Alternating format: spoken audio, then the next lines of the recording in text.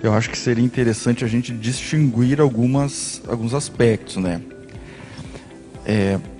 Primeiro, uma coisa é você ter uma aptidão como trafor àquela área. Isso é uma coisa.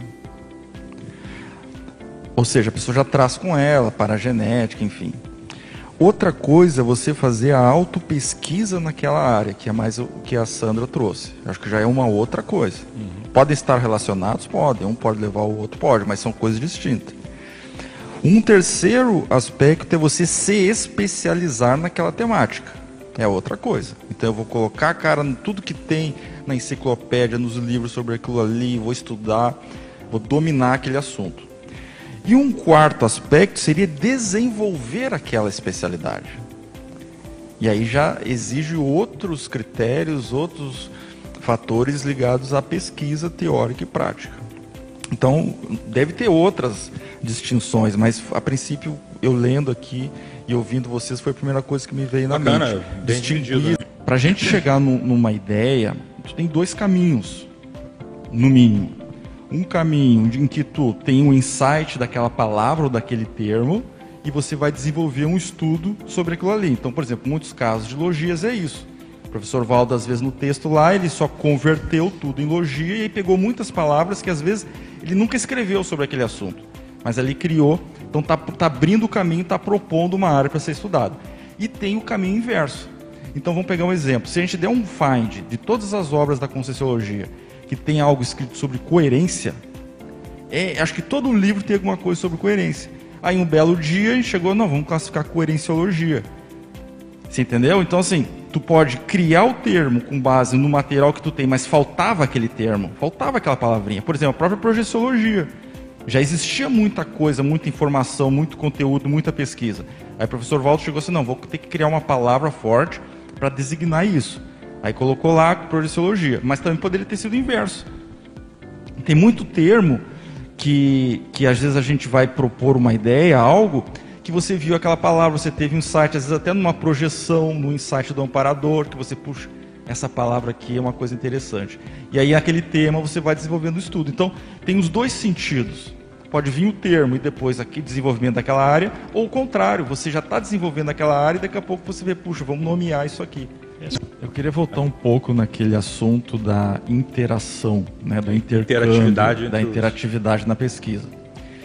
E tem dois aspectos que eu acho que é interessante a gente observar sobre isso. Primeiro, o fato de existir um grupo ou uma IC estudando uma especialidade, super focada naquela especialidade, também não significa que eles sejam os donos daquela especialidade. Porque isso aí às vezes acontece. Então, como aquele pessoal ali, isso é muito da Socin, isso é muito estilo Socin, né? Então, como o pessoal está ali junto, estudando, um grupo, é uma coisa mais forte, então parece que só é válido o que sai dali, e não necessariamente. Às vezes pode surgir uma pessoa, por exemplo, assim como o professor Valdo fez o Projeciologia, vem alguém de fora e faz uma super pesquisa, um negócio superior ao que o grupo está fazendo. Tanto é que tem até aquela frase que diz, né, que um pesquisador de primeira ordem equivale a... É verdade, 1000 pesquisadores. De segunda ordem. Então isso é um ponto que eu acho importante frisar, né? O fato, a minha IC pesquisa, por exemplo, sei lá, Apex.